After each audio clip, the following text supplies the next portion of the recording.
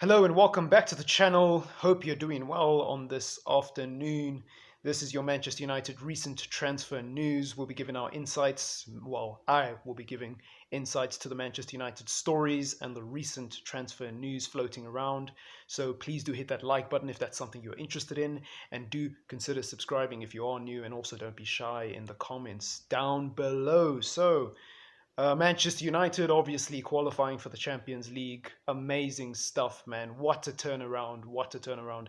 At some point, we were 14 points off third, sitting in eighth place.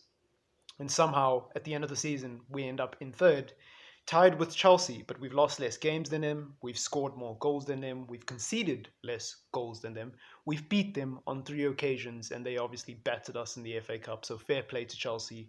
And man, it's just great to see the turnaround that Ole Gunnar Solskjaer was able to put together after the acquisition of Bruno Fernandes. Now, obviously, the obvious transfer news coming out is where else would you start? Jadon Sancho is where you got to start, and Jadon Sancho is where we will start indeed. The acquisition of Jadon Sancho started quite a while ago, but I expect it to speed up a lot more now that we've got Champions League football, and both parties in this deal will have a better understanding of what it is they want and what it is they're going to get out of this deal.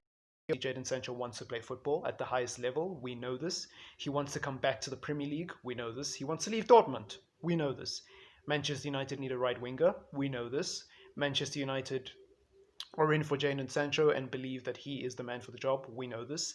And there aren't that many teams that are in for Jadon Sancho. In fact, if you look at the top four clubs, and the reason why we narrow it down to the top four clubs is because I don't think Jadon Sancho is going anywhere without European football, specifically the Champions League. So you've got Chelsea, who've recently signed Werner, Havertz, and Ziyech. Well, they haven't signed Havertz yet. Apologies, but they've signed Werner, Ziyech, and they're in for Havertz. Right? They're probably not going to get Jadon Sancho. Cool. Manchester City have a first refusal clause, which basically means that Borussia Dortmund has to tell them whenever another team makes a bid, and Manchester City can then decide to match that bid or not match that bid. But we know that's not going to happen based on what Pep Guardiola has come out and said in press conferences recently. He's been asked about the prospect of bringing Jadon Sancho back to Manchester City, and it's clear that both parties are not interested in that move. So Manchester City's out of it. That leaves Liverpool. Liverpool, it doesn't look like they'll be spending this summer, and I don't know why they would buy Jadon Sancho when they've got Mo Salah and Mane. I don't think Jadon Sancho will fancy sitting on the bench in a title-winning side. Maybe he would, but either way, I don't think that's going to happen. And that leaves Manchester United. Manchester United have also got the spending power in this market to basically outbid any of those teams, anyways.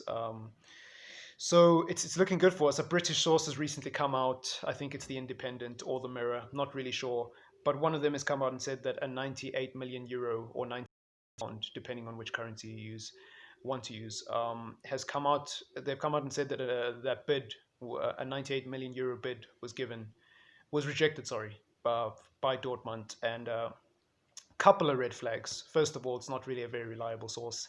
Second of all, anyone with any shred of credibility has denied this story to be true.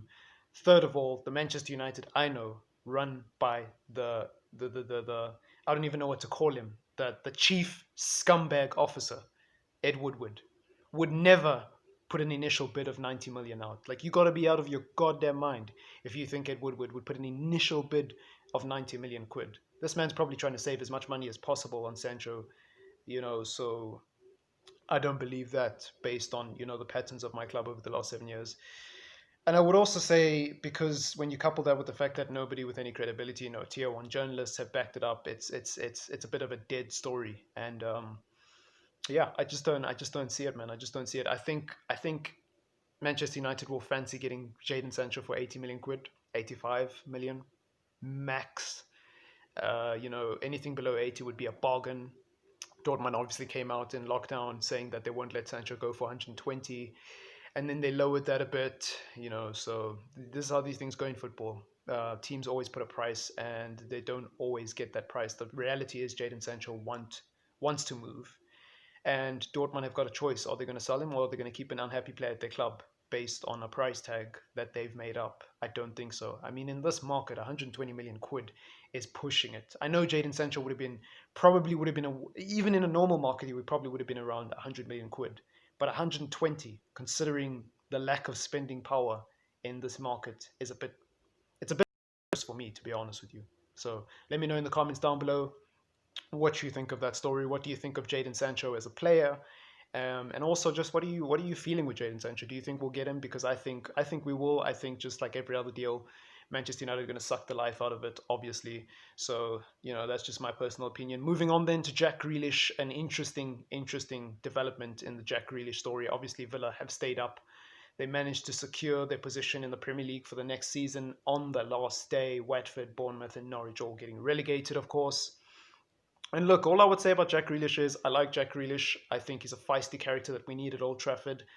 I think he's a fantastic player. I think he's a leader. He's the kind of character we need in that dressing room. However, there are a few red flags, and they're not really red flags. It's not his fault really that he's playing in a relegation team, but there is a few things that distinguish him from other players, like the likes of Donny van der Beek. Donny van der Beek has played in the Champions League, which to me I regard as the highest level of European football, because in my personal opinion, I think once you've played well against Real Madrid, Barcelona, PSG, Bayern Munich, and all those big European sides, sorry, you've proven yourself as one of the better players on this earth. That's just my opinion. I know some people think the fact that Grealish has played in the Premier League and he's one of the best midfielders in a relegation side in the Premier League says it all.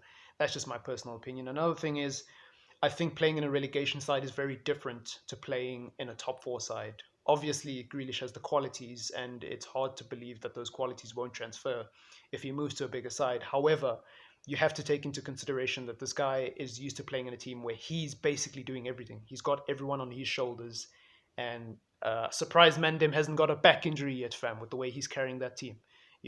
So I understand that, but I feel like for me,